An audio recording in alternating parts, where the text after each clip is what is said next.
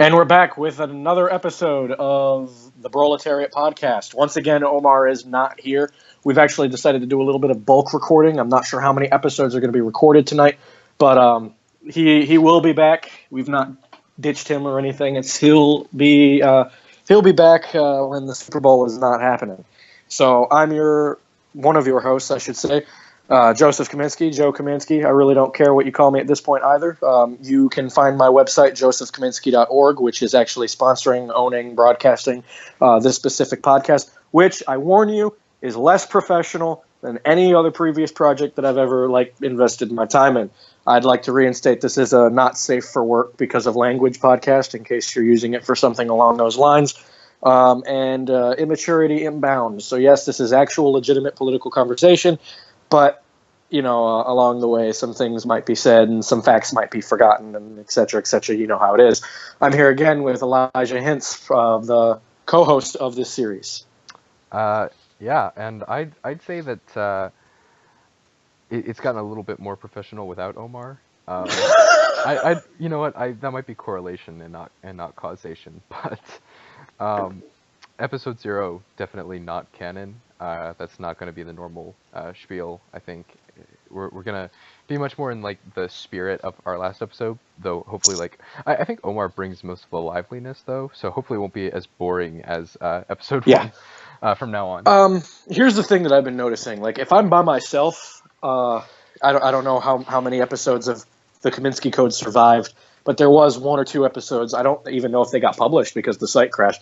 I was by myself, and that turned into just me talking constantly and kind of a lure of everybody would probably fall asleep and stop caring very quickly. Well, it was me and Elliot back at the Kaminski Code. That turned into basically just robotic scripted nonsense that didn't really turn out that great. But when Omar's here in anything, honestly, the mood picks up real quick. Yeah. I'm not sure why. Yeah. I honestly Omar, and it's Omar brings that extra I'd say that the two of us are the zest of it, and Omar really brings that extra paprika, that extra flavor that makes it a spicy podcast. So.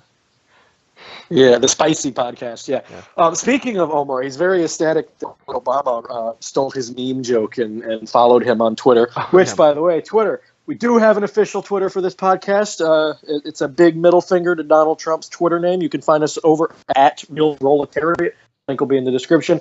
Or you can do us all a favor. Follow my personal Twitter at Passing Minds, or follow Elijah over at, I still don't remember his username off the top of my head. At Neuroliberalism.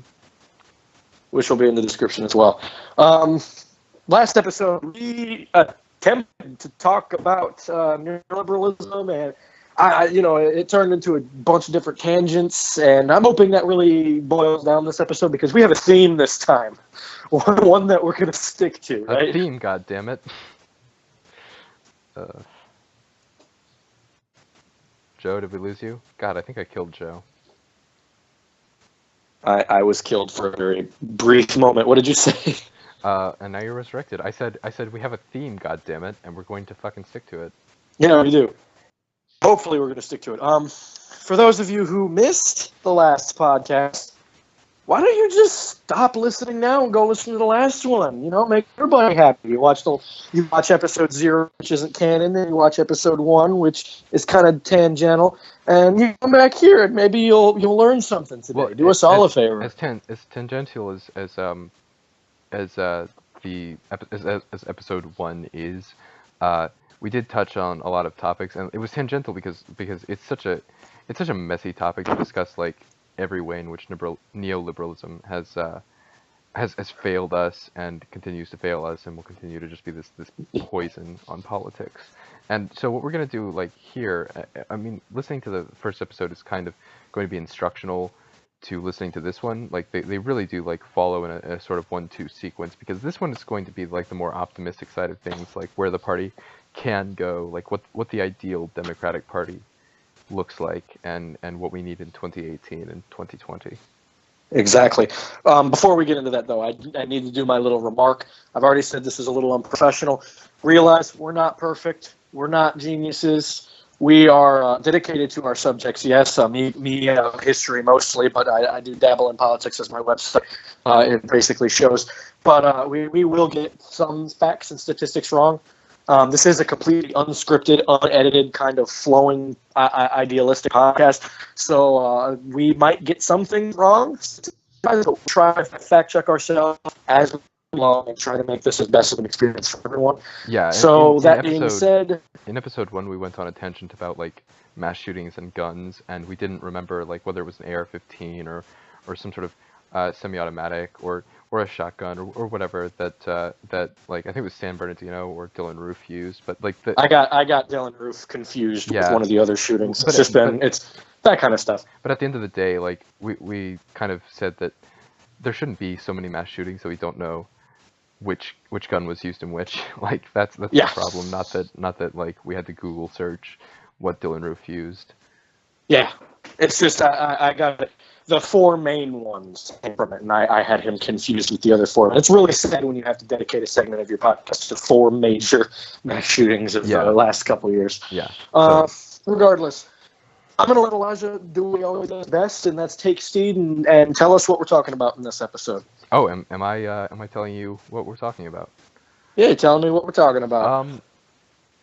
I mean, I think the most important issue of our time, like, and I know people like just kind of stop. They kind of like tone out when you mention this. They just stop listening. But the most important issue of our time is unquestionably climate change.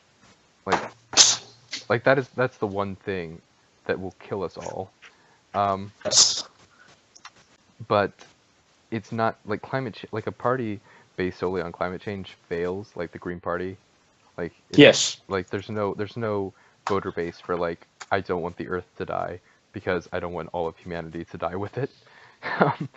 So like short of that, there's like nuclear winter, and like past that, like the major threats to humanity are like global outbreak of disease and global extreme poverty. And so I think it's best to start with poverty and the working class and like disaffected people and like how we fix that, because that's what gets votes, to be honest.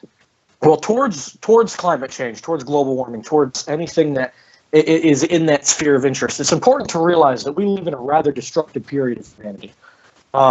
We're witnessing more changes than ever coming from global and regional climate patterns, and a lot of people, especially establishment politicians, have been ignoring it since around the mid-20th century, despite the fact that more and more evidence and statistics are coming in about it, right? And it's very sad that the working man in politics, the person who is, everyone's in this boat together. It's not like the working man is going to be more affected by climate change. Everybody is, because in the short term, the working man is going to be the most in the short term by climate change. In the long term. Well, yeah, when there are global food shortages and like the coastlines all flood, it's going to be the poor people who can't evacuate and can't get the resources they need. And the rich people. Obviously, I like that you brought in that perspective. I'm thinking more long term, and you're thinking more short term. That's an excellent differentiation between us. Whoa, I don't know what happened there.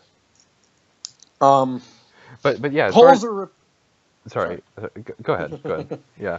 My point, though, holes are ripping in the ozone layer, right above our Arctic and Antarctic regions, and we're seeing entire animal subgroups basically look towards humanity as the last, factor in this. Yeah. And the evidence of rising temperatures has led to not only poisonous smog, but in basically inhabitable heat waves in the Middle East and coming towards the rest of the world. Yeah, we've even uncovered Dubai, one of the most populous cities in the Middle East, is going to be uninhabitable in like 20 years because it'll just be too hot. Yes, but neoliberals do not care about them because yay, right? Well, no, that's not necessarily true. Like neoliberalism isn't destructive toward the environment to the same degree that the outright fascism. Oh, of course. Of the Republican Party is, and I mean that might be true on like everything, but I think the point that I was making is that like the most dangerous threats to humanity are not the most immediate threats to humanity. So there aren't voter bases for those issues. Like there aren't voter bases for developing a nuclear infrastructure, like a place to Oh, of course. store our nukes safely, and That's because like it's people. important. Sorry, go ahead. People come from that though. People come from, how am I going to put food on my plate tonight? Oh, I need a higher wage. That affects me right now. Just as you said, the more right now issues are what affects us most. Right. And that is what people have been focusing on forever. So that I understand where you're coming from that. And that's probably why I look at more long term. I don't look at it as, hey, right now everything's okay. In a few years it won't be. I look at it as, hey, in a couple hundred years, what the hell is going to happen? And that requires a certain amount of privilege. Like, if you're not concerned with your immediate like safety needs, like if you're not concerned with of course, where you're going, and I mean, let's just like be extremely clear. Like, neither Joe nor I are rich, so to speak, or wealthy, so to speak. I mean, we're both college students. We're both like. We're both making by, but neither of us is concerned that we're going to be like homeless tomorrow necessarily. If we, I would like to say, if we were rich, do you really think we'd be having this podcast and begging for peanuts on the internet? Yeah, exactly. I mean, the thing is that like, but even then, like, we're in university. We are of a more we're of a higher social strata, just because of that than someone who's working full time. At minimum wage, like, or working 2 jobs at minimum wage. I mean, just the reality is that we have absolutely no grounds to say that like the working man has to be, or working woman for that matter, has to be concerned with what the environment's going to look like in 300 years. Like, well, I would like to say though that maybe that it's not as intriguing or necessary for them to look towards what the future will be like, but I feel like it's every human's right. Every human's duty to care for the world enough so that the world can still exist. If we just left the topic of climate change to the quote-unquote scholars and non-full-time employees, yes, you know, it's not going to be done as much because you need humanity as a whole to change this kind of stuff. Yeah, and I agree with that. And the silver lining to how shitty the Democratic Party is that at least it's the party of science. Like, the Democratic Party has yet to reject science. I mean, the Republican Party outright just rejects it's anti-science, and I mean, Trump is the explicit fruition of that, where like various organizations within the government who deal with climate change facts and environmental facts are not allowed to tweet without the administration's approval. So to wrap up briefly, like, the Democrats are at least pro-science, and so far as they're pro-science, if we can just direct the Democratic Party to be the party of the working class, then they'll become popular enough where we'll have a party in power that's both pro working people and pro the future of humanity. So based on that, I was thinking we would start the podcast not with like the major threats to humanity, climate change, nuclear war, an outbreak, an uncontrollable pandemic, but talk about the issues that most directly affect the working class and how the working class can be reoriented toward the Democratic Party. Is Joe still there? I'm still here. Okay, cool. So I'm just listening to the brilliance that you have to say about this. Oh, okay. All right. Well, thank you. Regardless, taking back the reins, Ted, there's a difference between big everlasting topics and understanding, as you said, understanding the right here, right now issues that more affect every man at the present moment. I don't believe that we should just scoff at these large-time issues, and I know you are not saying that either. No. It is important that every man, woman, and child understand climate change. It is important that every man, woman, and child understand that nuclear warfare is now in the hands of a toddler. Yeah. It is very important that every man, woman, and child understand that at any moment, the Ebola virus or some new Joe, you're cutting spread out. like wildfire, and in a few weeks, I'm cutting out. Yeah, you cut out a bit. Like, yeah, but I think Where? I honestly I couldn't hear you, so I don't know. But I think the point you're making is that, like, unfortunately, politics is a very immediate thing, and it changes with trends, and it's Yes. not as long term as we would hope. So I think when we talk about like the ideal, going back to this topic now that we're 15 minutes in, like the ideal Democratic Party, um, I think that's a party that's in some ways already exists. That like the Democrats aren't perfectly pro-science, but on the one hand, they don't like pretend that climate change is a myth, and they also don't pretend that like vaccines cause autism, which are both things that which are the both things that the far right and far left do. So, um, I mean, at least they're at the point where, like, I mean, for example, like Obama's Secretary of State was a nuclear physicist. Yes. So, I mean, and not that like the Secretary of State must be like an egghead, but Energy. oh yeah, sorry, Energy, Secretary of Energy. Secretary of Yeah, State. Secretary of Energy. Ash Carter was it did have something to do with. Never mind. See, this is the thing about doing an unscripted podcast. Um, Mm. Let me. I get your. Let me put your point out. Obama's energy secretary was a nuclear physicist.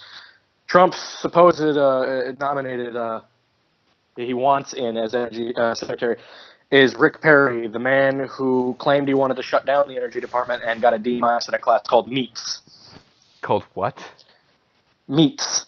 MEATS. He took a class apparently. What? No way. No. Minus in it. That's not true. That's there's no way that's Hey, true. look it up. Look it up. Oh my Look it God. up. Rick. Right Okay. now, Live Rick Podcast. Look it up. Rick Perry Perry meets future Put energy safe search secretary. off. Got a D in college class. I'm surprised you didn't know that. At Texas A&M. Yep. That's so lame. That's ridiculously lame. Remember when Rick Perry during the primary started wearing glasses to make himself look smart? Yep. Like he'd never worn glasses a day in his life, and all of a sudden he had these thick wide rimmed glasses on his stupid, fucking coal grubbing face Yep. to make him. Oh yeah. So yeah, I'm surprised you didn't know about the meats thing. That made rounds a while ago. It was hilarious. That is absolutely. But that's the comparison that we're looking at between these two administrations, Yeah. and so that's when we life. talk about the ideal party, I'd like us to start from the position of like at least we're not the Republicans. Like the Democrats actually do have some virtues. They're just horribly fallible at the moment. And Yes. and it's not like horribly fallible in the sense that like, oh, humans are fallible. It's horribly fallible in the sense that like the Democratic Party is singularly terrible, and it can do way better. But again, like at least we're not the Republicans. Like we do, like royal we, but like the Democrats do recognize that climate change is an issue, that vaccines are good, that that I don't like that NASA should be funded, that NPR is worth funding, that the NEA even, like I know that's not science, but the NEA is worth funding, like and all of those things are great, but none of those things are of immediate importance to the people that the Democratic Party need to most focus on their appeal, and Exactly. that's people who live in like the worst conditions in America. Now, it is important to realize though, that 100 years ago, around 100 years ago, maybe a little more, you and I would have been considered conservative to an extent. We would have been in that the old-fashioned party system before the party actually managed to swap their platforms. And It's important to realize that is what I mean when I say the average man has the possibility of, starting a movement, creating a movement to get parties to change their entire platforms. Look at Bernie Sanders, who, because of him, the Democratic Party in 2016 has the most progressive platform in American party history. Well, when it comes to bipartisanship. I don't know if Bernie Sanders' lasting effect on the Democratic Party is that he's actually changed the party. But it started the movement. But anyways, if nothing else, Bernie Sanders has showed us that there's there's really no good argument against turning to progressivism and away from corporatism and Yes. neoliberalism, like more broadly. Um, and I mean, clearly, like millennials are not afraid, or on the whole, millennials are not afraid of like a socialist. Like Bernie Sanders was able to call himself a democratic socialist, and no one cared. Like no one cared. I mean,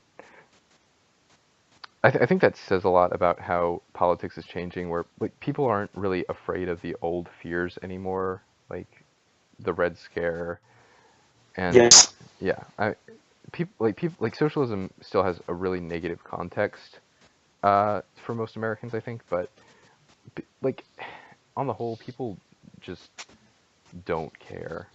Like what people care about is that Bernie Sanders said, "I want the minimum wage to be $15 an hour," and then Hillary Clinton was like, "Maybe 12." And Yeah. I mean, and like that issue alone would have won Bernie Sanders the presidency, because as much as someone like as much as someone who's making like dirt poor money, like on like no wage, might hold certain prejudices, or like might think a border wall is a cool idea or whatever, you know, if if they're like, oh, this person is going to like help me provide for my family by like making sure I get paid what I'm worth, there's no amount of, I mean, unless someone's like in the KKK, there's no amount of like self-hatred that will keep you from voting for your own immediate interests. Like, I mean, that's pretty basic political science. Yeah, of course. Um, to get on track, just so that we don't get on like a tangential episode similarly to how we did last time, Yeah. I posed this episode be a bit of a back and forth between us two of discussing what we need in this party, what we need in this brand new progressive movement. As you said before, the Democrats are not perfect. The Democrats are far from perfect. They're centrist, they're neoliberal, they're not caring about the working man anymore. It's been proven. Most of its elected officials are corporatist shills and people who don't care about grassroots movement in any way, shape, or form. Yeah. So rather than looking at the party we want, which would obviously be a quote-unquote Bernie-crat ideology, Yeah. we need to look at the party we need. What party right now is what the Democrats need to turn into in order to win back every seat it lost under Obama in 2018? All those seats under Obama are coming back in 2018. And better yet, after that, how do we take away Trump after one term? This episode of this podcast, of the Broletariat, is this episode 2? Yeah, in canon, this Yeah, is episode 2. Canon episode 2, Yeah. non-canon episode 3. Yeah. But if you look at it this way, this episode is going to be completely dedicated to different platforms that a progressive Democratic Party needs to have and adopt underneath its platform. Now, we're going to be talking about different sources. We're going to talk about Bernie Sanders and our revolution, of course, the ideologue that this all stems back to, in a sense where millennials are now waking up. We're going to be talking about Jacobin Magazine. I don't remember what issue it was. Elijah, do you? Honestly, I think it was their last issue. I don't know when they release, but it was 4 times a year. It's The Party We Need is like the like I think the title of the issue, but it's issue 23. Yeah. Issue 23. Issue Okay. 23, We're going to be talking. We're going to be referring. Issue 23. Okay, we're going to be referring back to the Jacobin issue 23, The Party We Need. We're going to be referring, hopefully, I don't actually know, that's going to be more of Elijah's turf, but the Democratic Socialists of America and the Socialist Alternatives, correct? Yeah, the DSA it's got some perks to it. Socialist Alternative is an actual like political party, but I mean, so far they've elected like one councilwoman in Seattle, of all places. So I mean, it's not as though they're like the new like They're not the new left. Yeah, no. But is, like it's not wrong if it's possible to get someone on the left or a progressive, or I mean, if it's possible to engage with local politics in that way, and that's a better alternative to whatever establishment Democrat is running, like go for that. But on the whole, like on the national stage, like the only game in town is winning back the Democratic Party. Which brings us to the main platform of people we're going to be discussing today, the Justice Democrats. Yeah. For those of you who don't know Kyle Kaminski and the Young Turks in general, you need to look towards the Justice Democrats. JusticeDemocrats.com. We'll be linking them in the description, along with basically everything else. We'll be linking Jacobin Magazine, Bernie Sanders, and the DSA, et cetera, et cetera. But we'll be focusing a lot on their platform today and discussing their idealisms, all of these different groups' idealism, and what the party needs to succeed and thrive. If the party... Can I just ask you really quick, Joe? Do you frequently or consistently watch the Young Turks or Secular Talk? Secular Talk, yes. The Young Turks, no. I watch the Young Turks like when I have a free minute just to like see what their opinions are. But I find myself like I either agree with the Young Turks because what they say is common sense, so like watching a 10-minute video isn't worth it. Yes. Or like, says the guy who is currently recording hour-long podcast. Yeah, true. Or what they say is sort of too centrist for me. They're a little. It's sad when a progressive platform becomes centrist to the eyes of certain progressives. It's kind of sad, but I've never really just been a fan of the Young Turks in a whole. I do love what they do. I do love what they preach, but I do prefer Secular Talk. If I have to pick anybody to watch in that platform, I watch Secular Talk. I think Cenk Uygur is a better political activist. Like, I think he's doing great work, but I think he's a better political activist than he is like an actual like host of a news show. Yes. But he's bringing on like good people. Like yes. Anyway, my problem, real quick, with the left at the moment is we need to unite. I've been saying this for a while now. The Democrats need to unite, but accept a progressive platform. We're done with centralism. We're done with neoliberalism. We're done with Clinton politics. We're done with that. We're done with centralism. We need a progressive platform in order to win 2018 and 2020. If we don't accept a progressive platform, the Democrats will become the next Whig. The Democrats will not be able to sustain power. They already are. Like, the Democrats hold like a few state legislatures and governorships. Like, they control the governments of a few states. But it's probably like we're dangerously approaching the point where Republicans can do anything constitutionally without needing the Democrats to approve. If 2018 goes the way of this election and the 2014 midterm, then there's nothing stopping the Republicans from, controlling 2/3 of both houses of Congress and the presidency, and like 3/4 of the state legislatures, and passing whatever constitutional amendments they want, and that's horrifying. And this is what I say. Mark it down, record it. I don't care. I say to any centrist that looks to progressivism as radical, any progressivist as destroying the party, when we're trying to fix it and make it actually great again, take that as you will. If you centrists are actually going to look at progressivism as a threat to your party, when it is your political platform that has proven to be the threat to not only your party, but to the entire ideology of what the Democratic Party is supposed to stand for, I tell you centrists to get the fuck out of the Democratic Party. Yeah. Why don't you go start a third party? Why don't you just back down? Because you've already proven you can't run a party. Or better yet, primary the Republicans. Like, make the Republicans neoliberal and move them away from fascism, and let the Democrats be the party that's actually actually progressive, or even like social democrats. Like, that would be nice. But that's not going to happen. It's just you guys are saying, "Oh, you're a threat to the party. You're the threat of the party." I can tell you right now, since 2008, you've lost over 1,000. I believe it was more than that. Seats in Congress and in seats in state legislatures around the country. I killed Joe again. Lost to weak Republicans. Oh, you killed me again? Yeah. Well, remember when they tried to run against McConnell? Do you remember that in 2014? I think McConnell was up for re-election, and they ran this complete dolt, who was like this pro-gun, pro-corporate, pro-oil like Democrat, and it's like, oh, okay, so basically you're running Mitch McConnell, but like as a Democrat. A Democrat. Yeah. Well, that's there's no base for that, and Mitch McConnell's so unpopular. Because people who are going to vote for that are already voting for McConnell. Well, and McConnell's so unpopular, like, that she still won like 40-something% of the vote, which is, I mean, that's not terrible. But I mean, imagine if she'd been someone who actually appealed to anyone, and wasn't just walking behind Mitch McConnell like a duckling. Yeah.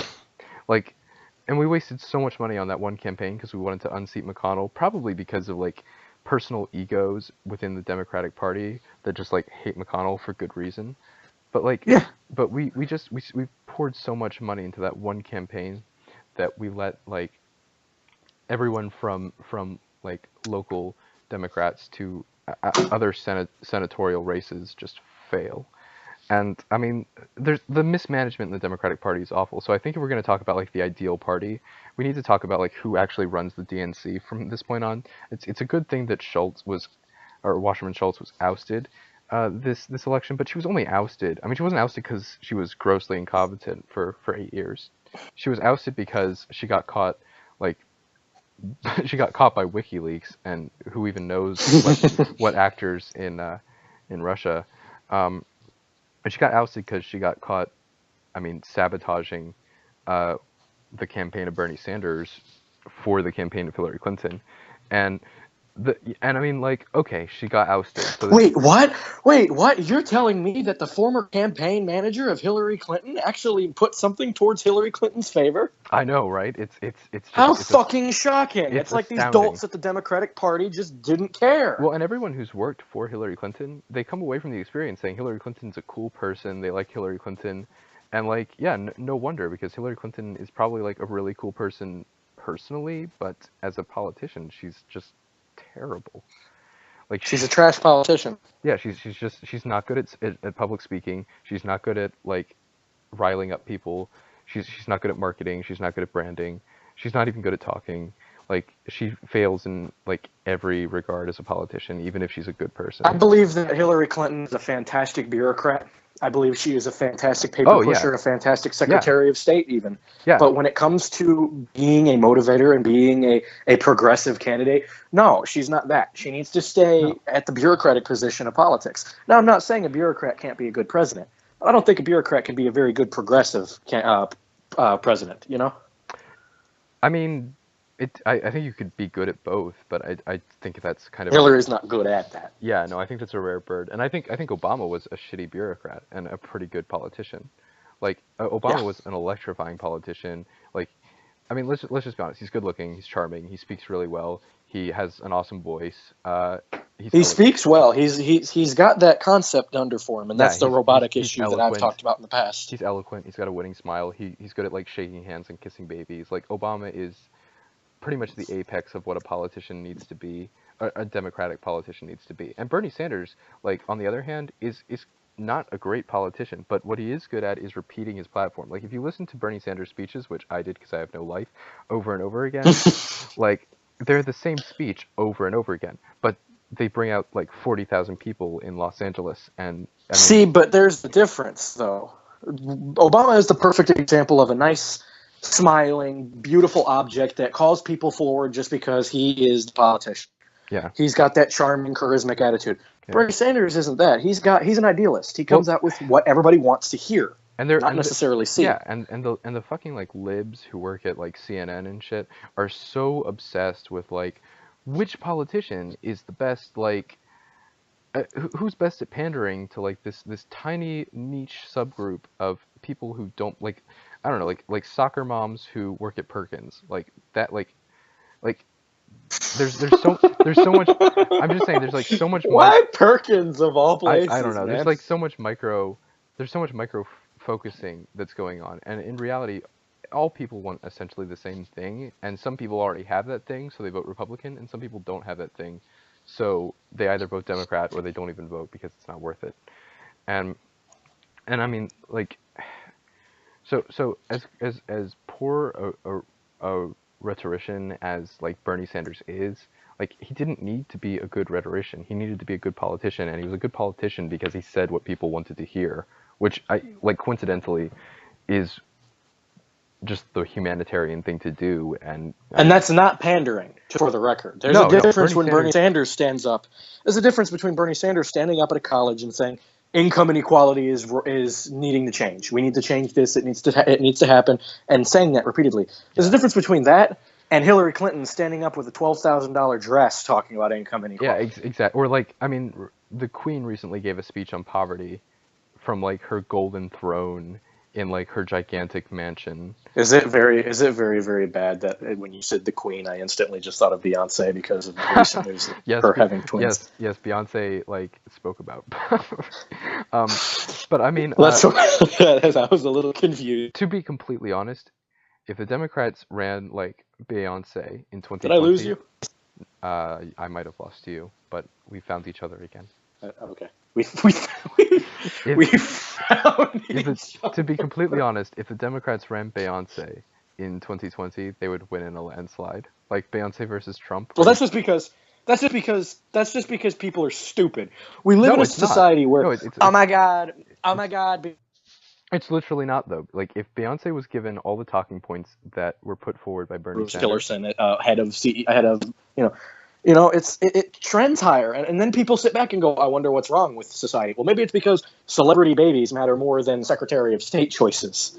No, but like if and we lost you there for a second, so whatever you were saying got kind of cut off, unfortunately. But you know what? I'm used to it. If Beyonce like was given the platform that Bernie Sanders ran on in 2016, or in the primary rather, and it was just like Beyonce reciting Bernie Sanders stuff, then she would win in a landslide because that's everything. She'd have to sing it. But that's everything people need in a Democratic politician at this point, is someone who's intersectional, who's popular, who has a winning smile, and get this, who actually is running on a platform that benefits people's lives. I do honestly believe that if Hillary Clinton came from a different upbringing, a different life, and a different story, and didn't wear $12,000 dresses and have this elitist look to her, I do believe if she actual heartfelt aggressive candidacy, she would have had a chance. Her early life was actually like working class. I mean, if you look at her biography, but and I don't mean her autobiography either. I mean like her actual biography. Hillary Clinton was brought up working class, but like she went to Yale and she was set from that point. Well, she was brought up as a Goldwater girl as well. Yeah, that's what I'm saying. Once she got into like college, she was like positioning herself for like a career in politics, and she quickly became like whatever she thought was politically savvy at the time. And I mean, the thing about like Trump is that I don't think we've even mentioned Trump at this point, but like I'm just gonna mention him really quick. Is that he's not popular. I was hoping we'd go one episode without mentioning him. Is that he's not popular, and that's the only point of relevance like that Trump has in this context at all, is that Trump isn't popular. If you look at vote counts, just raw vote counts, he got less votes than Romney and McCain. So like it's not like there was this insurgency of people who came out and voted for Trump. And Hillary Clinton, on the other hand, like Obama in 2008 won 10 million more votes than Hillary Clinton did in 2016. I mean that's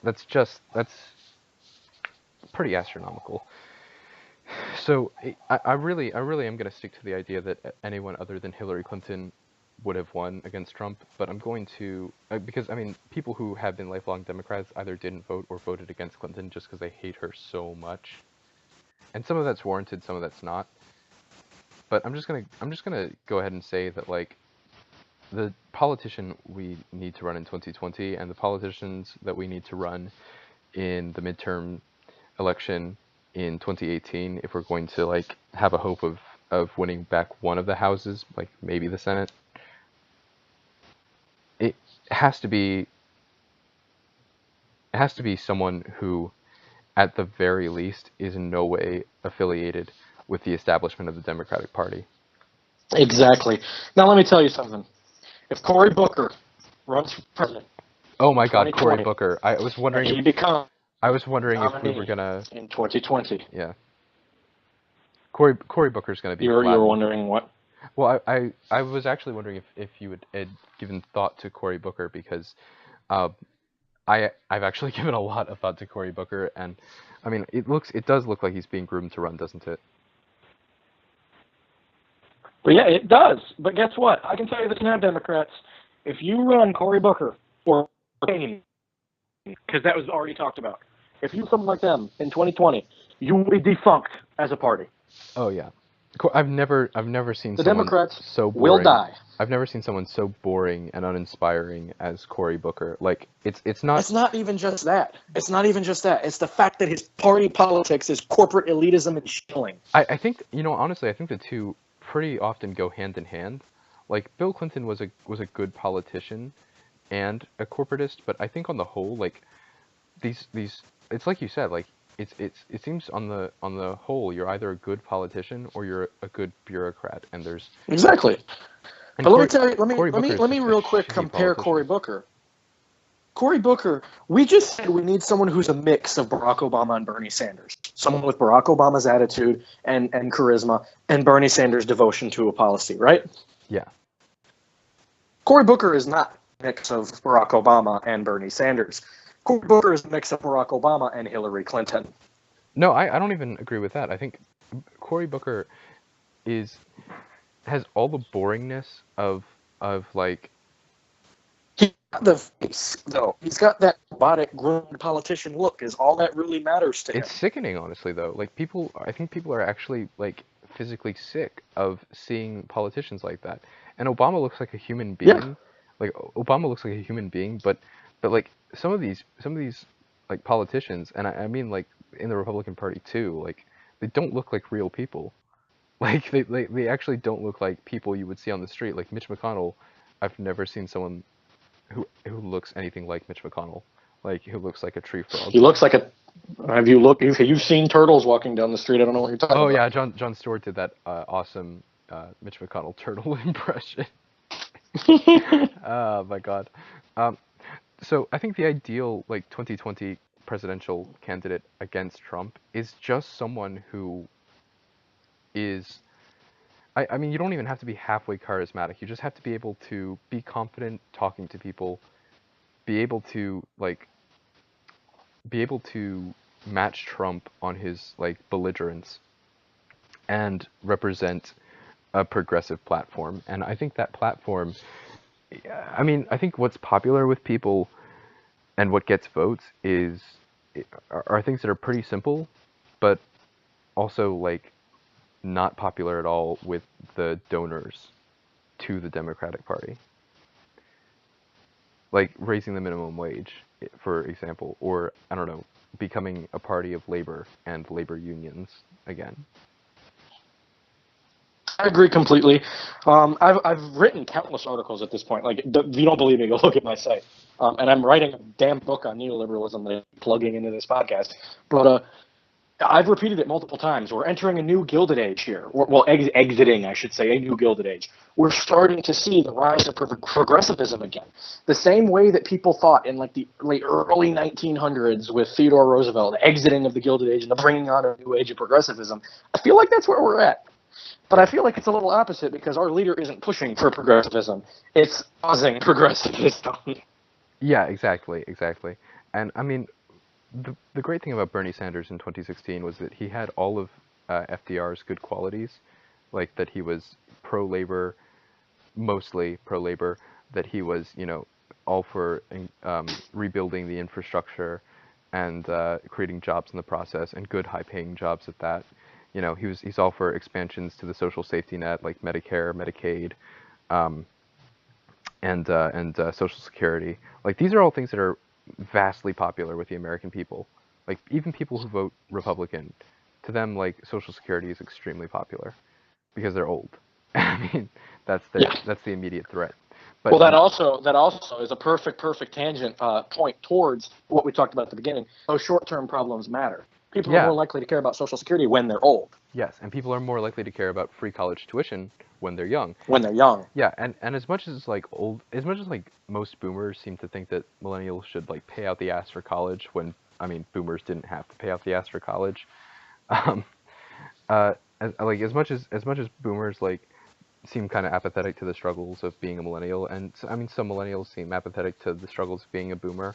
Like if a politician comes forward who's both pro Social Security expansion and pro free college tuition at public colleges, I think they'll both win the majority of millennials and boomers. Like I mean, that's just because as much as people like get into these factions and they don't think other people are deserving of basic rights, they do care about their own rights enough to like vote in favor.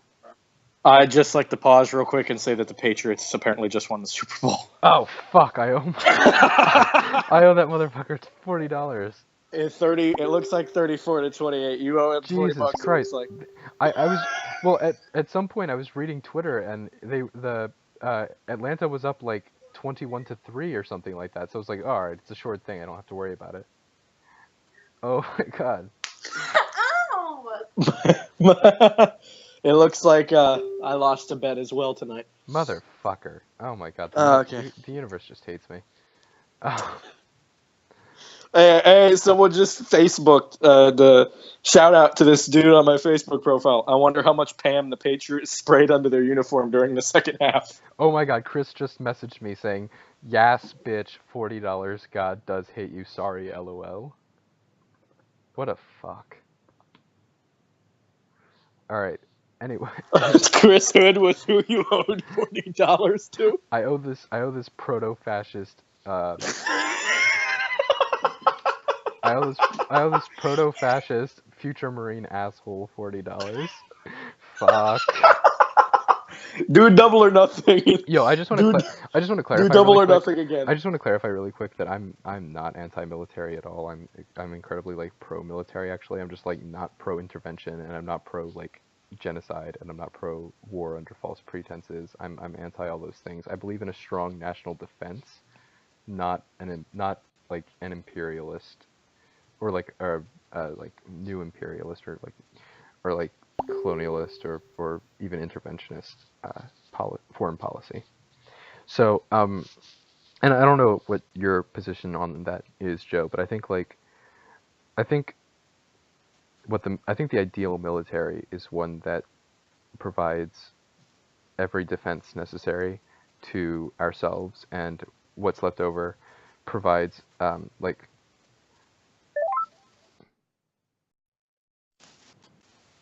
what the hell? What? There's this guy named Elliot who just what the fuck is that? Sorry. You know what? Let's just skip this. Let's just skip this whole. Like, can we cut this out of the podcast? No. Jesus Christ. So yeah, the ideal military. Did he say anything or did it cut out for me? No, he just came on to the podcast or the Skype call and then left immediately without saying anything. He texted. I'm sorry for ruining a relatively good podcast. But he texted me while we were talking, and he was just like, "Yo, bro, what you doing?" Elliot is who I did the previous podcasts with. And I said, "I'm recording," and he said, "Add me."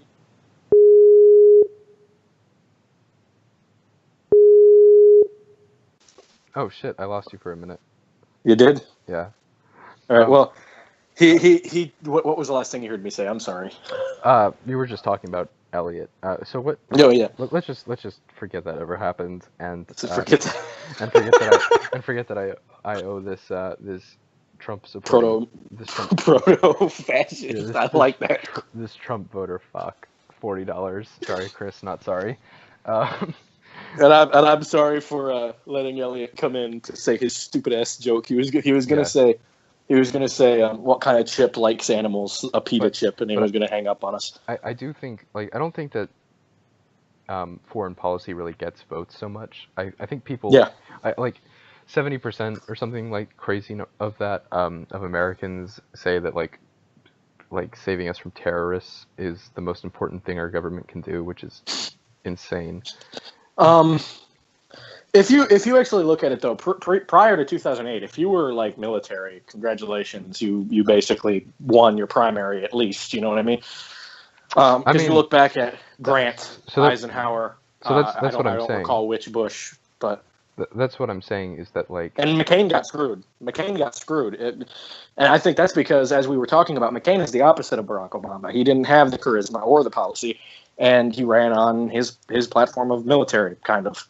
And I believe that McCain is probably the beginning of the downfall for military junta-esque policies making into the White House. Well, I think there are good parallels between like what needs to happen in 2020 and what happened in 2012.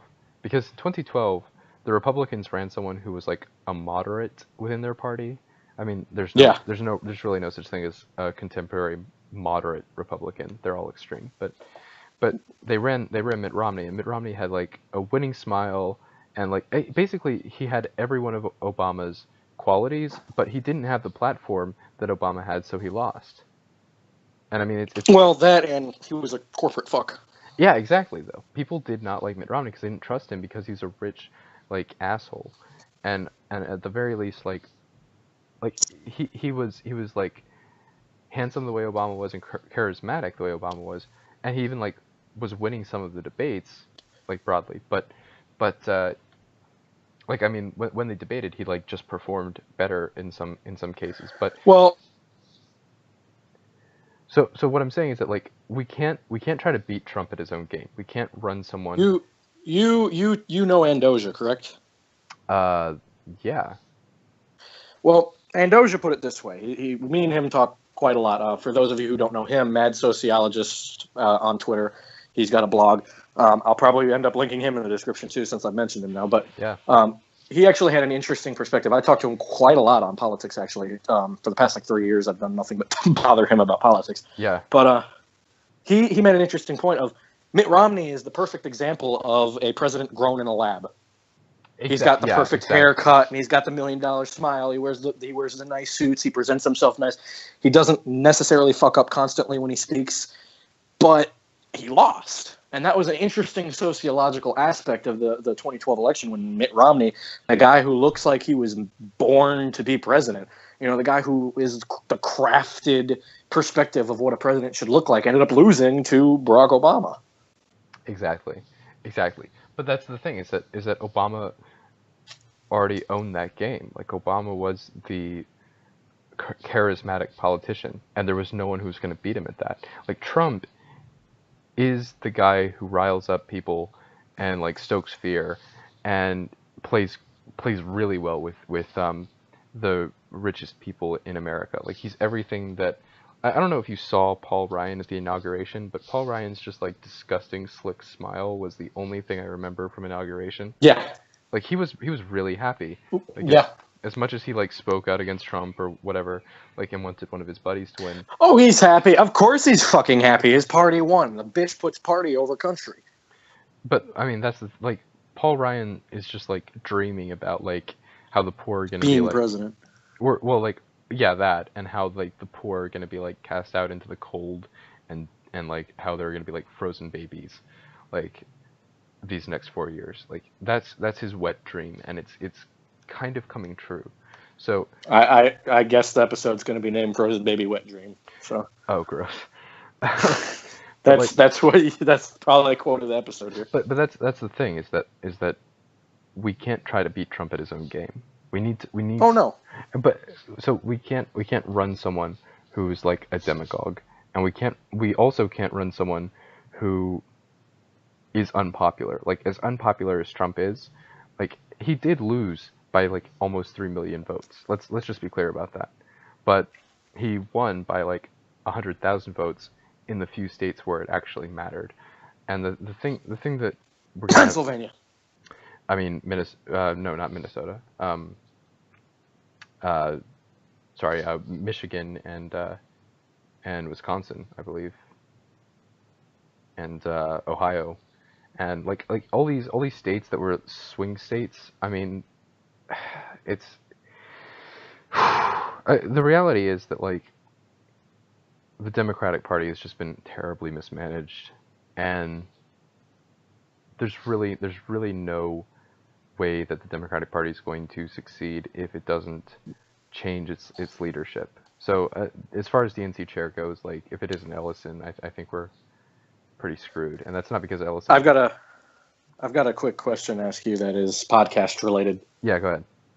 How long have this been going? Just because we haven't even started talking about the issues that the platform needs. No, well, I think we have. I think we've just been talking about them in terms of like the ideal politician, but we've gone on 55 minutes. Okay. 55 minutes for this one already? Yeah. Jesus. All right. So let me quickly. Maybe we'll make this 3 parts. That wouldn't be such a bad. 3 parts. Let me quickly break down these points, okay? Mm-hmm. I'm just gonna kind of snag these from the Justice Democorps. Democorps. All right, it's not that bad, right? Democorporations. That's what the Democrat Party has turned into. I'm gonna try and spin that. Democorps. Wow. So basically, that is a good definition of the Democratic Party, is it not? Hold on to that. Yeah. Hold on to that. That's going to be the next article on JosephKaminski.org, or it might be the title of this podcast. Who fucking knows? But see, a mistype, a misspell, a misspeak. See, it took me 3 tries. Right, so misspeak. Justice Democrats. If anyone's interested, go to like justicedemocrats.com/issues. I think is platform. /platform. And I'm going to link it in the description. Don't listen to this fuck. Don't type it in the URL when you can just be lazy and click. Yeah. I'm going to just read off in order the platform that the Justice Democrats have created. Okay. Good. Pass a constitutional amendment to put an end to Washington corruption and bring about election reform. Yeah, that's something that I think people broadly are in favor of, like reducing corruption in Washington. But people have very different views of what that is. Like, Trump's voters thought he was going to drain the swamp. I mean, clearly, he has not done that. He filled the swamp. Yeah, but so I think that's a popular notion, but there's no specific policy that's singularly popular with people where reducing corruption is concerned. But I mean that itself is a good part of the platform. Perfect, and I believe that's a great point to have as number 1. Yeah, I agree. That's the most fundamental thing to winning. If you're a progressive, is to make sure that big money is out of politics. Number 2, re-regulate Wall Street and hold white-collar criminals accountable. Also popular. Not much to say about that. You want to talk about how you feel about Wall Street, Dodd-Frank, et cetera, et cetera? I mean, the thing is that Dodd-Frank was not unambiguously popular, but the spirit of Dodd-Frank that we're going to regulate banks so that there isn't another financial collapse is popular. It's just the execution wasn't popular because Dodd-Frank was boring as hell. No one knew what it did. So, I mean, the thing is, regulating Wall Street is popular on the whole, but the specific, again, with all of these things, the specific policy, the branding of the actual policy is also important, and that's often missed. I like this quote about this from the Justice Democrat site, quote unquote, "We will have cops on Wall Street, not just Main Street." That's really excellent. I think that gets down to the core of the issue is that, I mean, really when police officers harass poor people, that's state violence against the poor that privileges the rich, and I mean I think that just exactly that grows out of any class. Now, privileging the rich. Well, here you go. End billionaire and corporate tax dodging and fix the system to benefit middle class and poor people. Yeah, I mean that's unambiguously popular among the American people.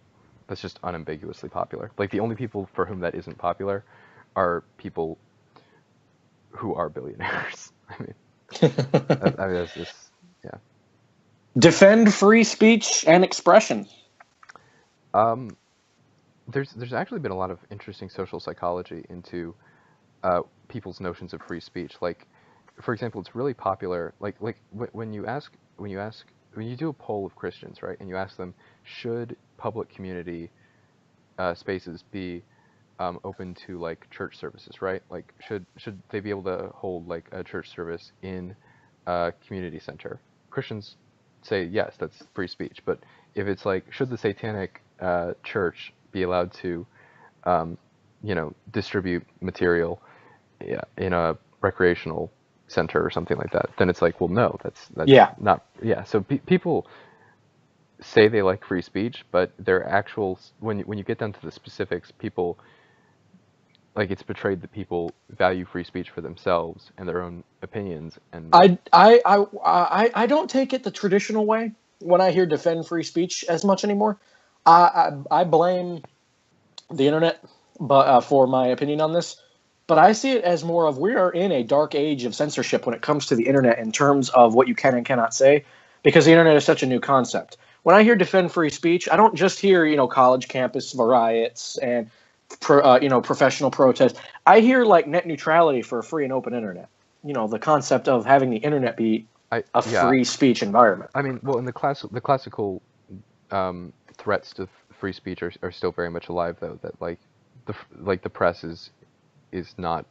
I mean, Trump's like blackout of like, didn't he like disinvite the Washington Post from his campaign? I think he did that, but he also I remember him kicking out the Univision reporter. I remember him taking down all the pages of the White House website and the First Amendment them. The First Amendment doesn't say that like when you say something I have to just like silently allow for Accept. you to like I can yell at you, and if you say something threatening then I can respond with force to protect myself, and like what the First Amendment is unambiguously, I keep saying that word, but what the First Amendment clearly states is that the government, the state, cannot censor the press and cannot stop people from assembling to engage politically. And I mean the next point. Yeah, go ahead. I'm sorry if I cut you off there, but I'm assuming we're getting close to our time limit here. Free speech could be a whole podcast on its own, so let's just let's move on. We might do that next. Who knows? Number 4, oppose. Number 4. Am I on number 4? I think I'm on number 5. 1, 2, 3, 4. I'm on number 5. Oppose bigotry. Speak out against racism, sexism, xenophobia, and all forms of bigotry towards the LGBT and atheist community. I mean, as far as popularity goes, like, again, people are against racism, but like most white people don't think racism exists anymore. So, I mean, or they only care about reverse racism. It's really important, which doesn't exist, but it's really important. It's really important to oppose bigotry. It's opposing bigotry is necessary, but it's not sufficient.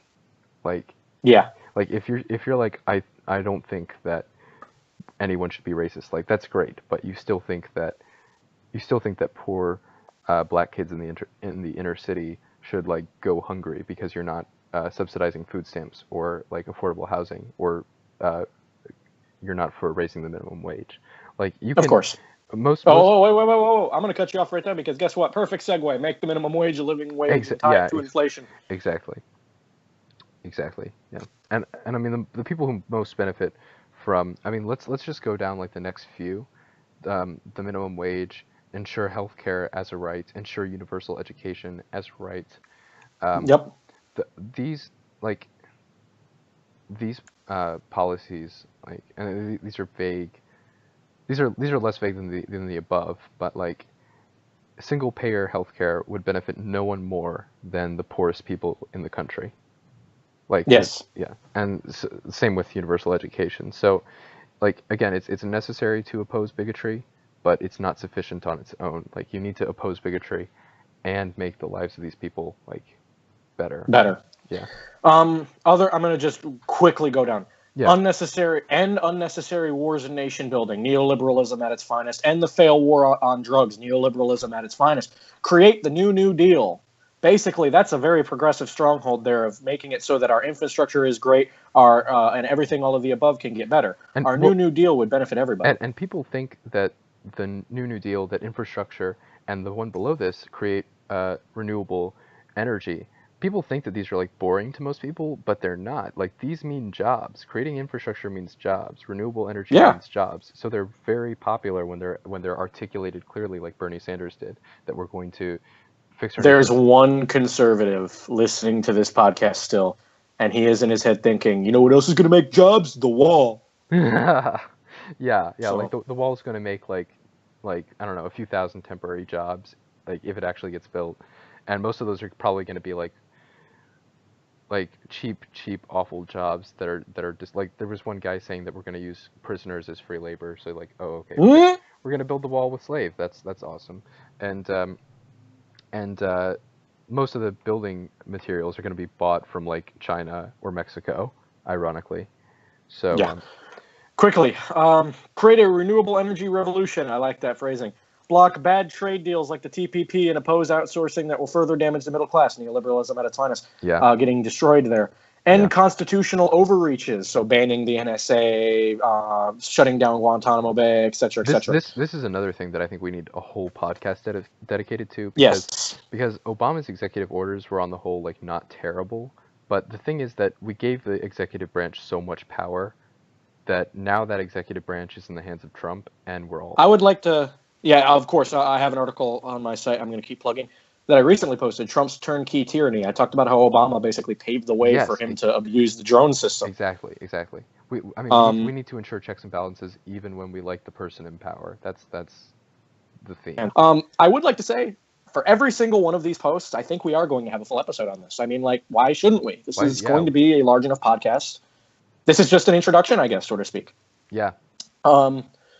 Ban arming human rights violators, defend and protect women's rights, ensure paid vacation time, sick time, family leave, and childcare, protect Social Security, Medicare, and Medicaid, implement comprehensive immigration reform, enact police reform, combat homelessness, enact common sense gun regulation, abolish the death penalty. And that last one specifically, like most Americans, and I mean it's like 55, I think, % of Americans are around there. Maybe it's 60.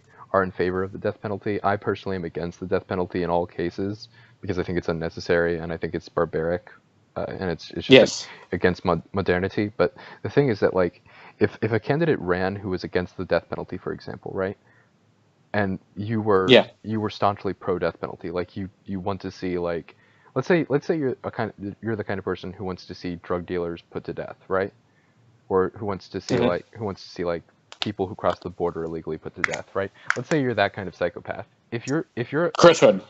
if you're that kind of psychopath, but you're also making $7 an hour at McDonald's, and someone comes along and says, "I'll give you $15 an hour in paid vacation time," then as much of a psychopath as you are, you're probably going to go for like the guy who says, "I'll give you $15 an hour and good living conditions and like good working conditions and paid vacation time so you don't kill yourself," even though that person is in favor of human rights and you're not.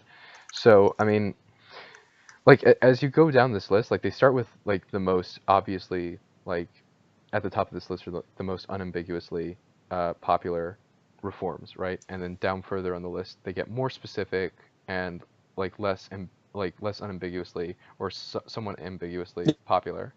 And like that's fine. Like the you hear me, right? Yeah. The thing that I'm saying is that like people, there are people who are single issue voters, but those people are negligible. Like the people who only vote based on gun control one way or the other are negligible. I mean, and they'll always vote Democrat or Republican based on which side of the aisle they fall on that. But the people who are like, I need a living wage, that's everyone. There's no like single issue voter. There's no block of single issue voters who can overpower people who need a living wage because everyone needs a living wage. Like just all right. I believe this is going to be the start of our first themed mini-series for the Broletariat, The Party We Need. Yeah. And I'm not sure exactly what we're going to do about that. Consider this. What is this? Is this episode 2? I can't believe I have to start and end the podcast by asking what episode this is. In canon, this is episode 2, and as far as like numbered uploads, this is episode 3. But we're gonna say this is episode 2, I think. Okay, episode 2. We have introduced to you, I believe, our first topic is the bare bones introduction to neoliberalism as a whole. I believe this one's going to be the introduction to exactly what we need for the Democratic Party to succeed in not only 2018 but 2020, and to be able to thrive as a political party as a whole. So with that, I don't know how long we've been recording. We're not doing too bad. We're an hour and 9 minutes in. I hope. All right. I hope not every podcast we have to pause at the end to say like, how long is this podcast? But well, that's kind of where we're at the moment. If you haven't noticed, we're still finding. This is a loose. This is what? We're still finding our feet with this podcast. Oh, exactly. So. And it doesn't really help that it is completely unedited and completely unscripted and completely, less professional than previous projects. I have to keep saying that because quite a few people aren't going to understand. Other than that, we're going to wrap this one up. If you haven't noticed, the theme is we're trying to go a little over an hour per episode. So that's where we're at. That's where we're going. That seems to be the theme of things. Yeah. I'm Joseph Kaminski. At the very least, you'll get an hour, and then you might get some cream and a cherry on top of that if you're really good.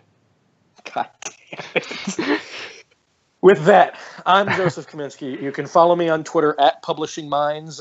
You can find my Facebook somewhere on my website, I'm assuming, at josephkaminski.org. And I'm Elijah. You can find me on Twitter at neuroliberalism. That's like Neuro liberalism, like neuroscience, but neuroliberalism. And you can find all links for anything that we do in the description below, along with some of the things that we referenced. Oh, and Omar. Even though Omar's been auspiciously absent this time around, last time. At Homie Dino. We lost Joe again. Homie Dino. At Homie Dino. God damn, at Homie Dino on Twitter. Yeah. We might have another guest coming in soon. I'm not too sure. It depends on how scheduling works. And you can, of course, if you don't want to be super nice and follow all of us, you can follow the main Twitter account at Real Broletariat, which will also be in the description below.